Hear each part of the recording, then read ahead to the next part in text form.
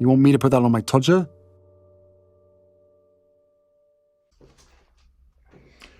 Coronation Special. What will she do? Hello, I'm HG Tudor. As you know, Harry's wife isn't going to the coronation. She was invited. See parts passing as to my views about that. But she's not going. It's been put out there that the reason for her non-attendance is linked to staying at home with the kids. But as I've explained in Breaking She Will Not Attend the Coronation, there's an altogether different reason as to why she's not attending.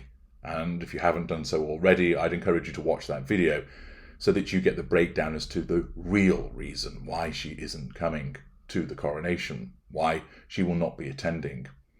It's both insightful and illuminating, and I would encourage you to use that information to tell other people. As I've seen in various discussion groups already, there are so many people getting it wrong as to why she's not attending. Once again, it is something that's governed by her narcissism. Given the fact that she's not going, this is far from the end of the matter. It then raises the question, what's she going to do? Because as you know, a narcissist cannot stand to be second best. A narcissist cannot stand to see the spotlight shining firmly on someone else. It wounds. She believes that she should be the Queen of England. She's that deluded. Even though, of course, she married the spare, she still believes that she ought to be queen. She believes that she should be the centre of attention. She believes that there is a nasty, unpleasant undercurrent that has resulted in her not attending.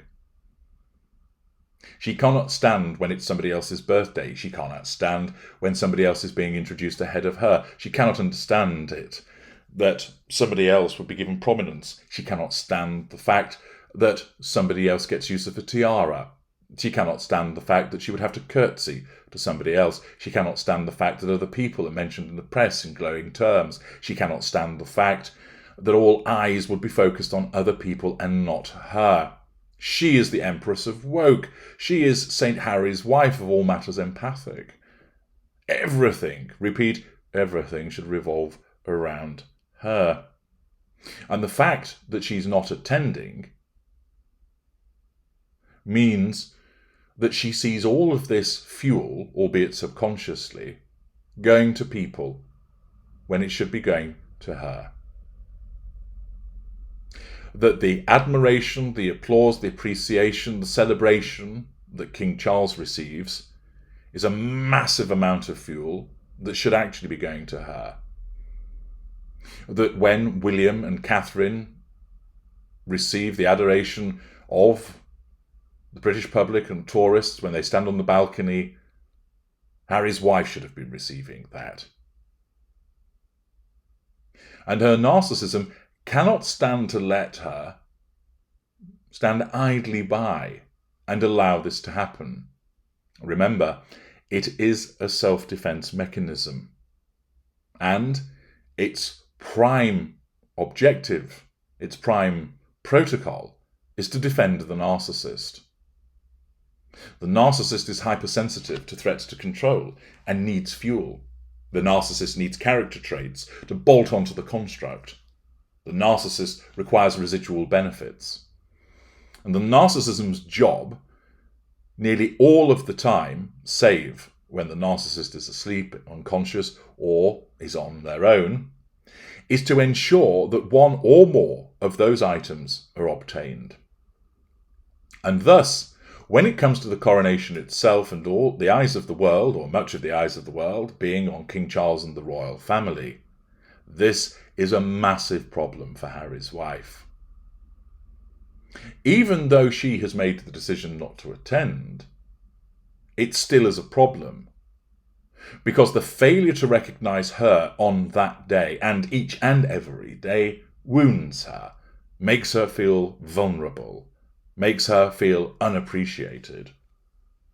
And therefore, her narcissism is hardwired to ensure that those problems are overcome, that the threat to control is nullified. that she does indeed receive fuel.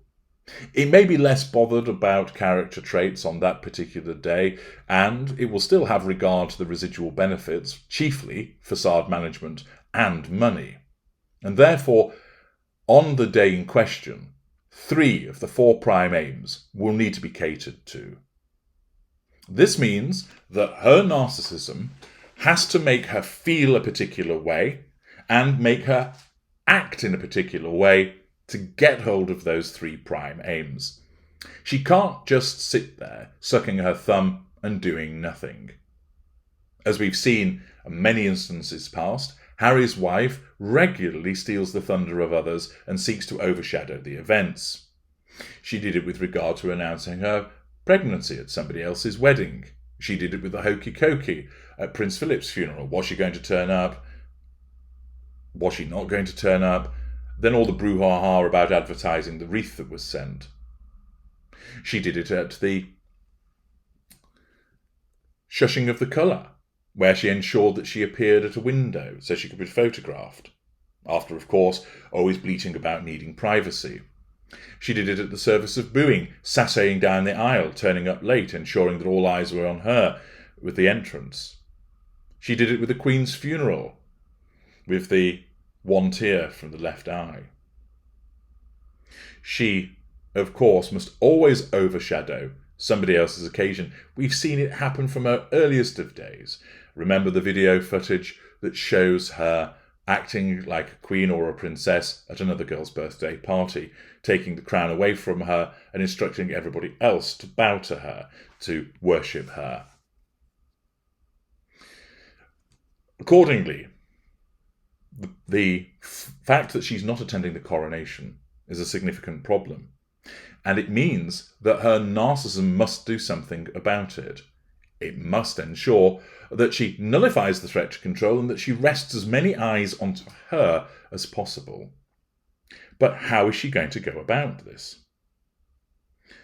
Well, interestingly, as you know, previously she did attend the Jubilee, notwithstanding the fact that relations were not particularly good. And the reason that she did was that her narcissism essentially evaluated, oh, people will talk to me, people will still like me. And of course, it got that wrong, and she received some boos. And, of course, members of the royal family, as we've seen in video footage that I've analysed, kept their distance from her. But even then, she still turned up at the funeral, because her narcissism still directed that what could be gained from it outweighed the potential risks. But now, as I've explained in parts passing, her narcissism has decreed that the risk of attendance and the problems associated with it outweigh the potential gains that are going to be made, and thus she is not to attend, at least that decision having been made now. But she's not going to sit quietly watching it from Monty Shit Show, occasionally getting updates from the Prince of Pink Pancakes. No, not at all. Instead, what she's going to have to do is steal the limelight, steal the thunder, overshadow it in some way.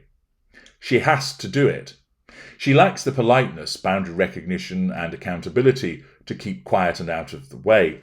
Instead, there's going to be some form of shenanigans that will occur. She will have to do something to bring that attention onto her. And to help you understand more about the way that her mind operates, the way that a narcissist functions with regard to a massive event such as a coronation and her not attending, and to help you understand more about the way that a narcissist manipulates, I'm going to take you through, in a number of videos, the potential things that she's likely to do. So you can see this is the risk factor in terms of her seeking to usurp attention away from King Charles and onto her. What options are available to her, what she might actually do, and how that fits with it being a narcissistic manipulation. So you're going to be educated in terms of more about narcissists' manipulations, because that's what's driving her behaviour, but also to understand what she's likely to do, and it'll give you huge insight. This is a fascinating short series that I'm creating for you to understand what she is going to do in relation to the coronation. So join me, HG Tudor, as I take you through each of the options, each of the manipulations, breaking it down in terms of her specifically and generally with regard to how narcissists utilize these forms of manipulations to nullify the threats to control, to maintain that control, to draw that life-affirming fuel, and to ensure that she gains the residual benefits that I mentioned earlier on. Join me in part 2 and see if you can guess also what she might do. Provide me with your observations in the comments. I'm HG Tudor. Thank you for listening.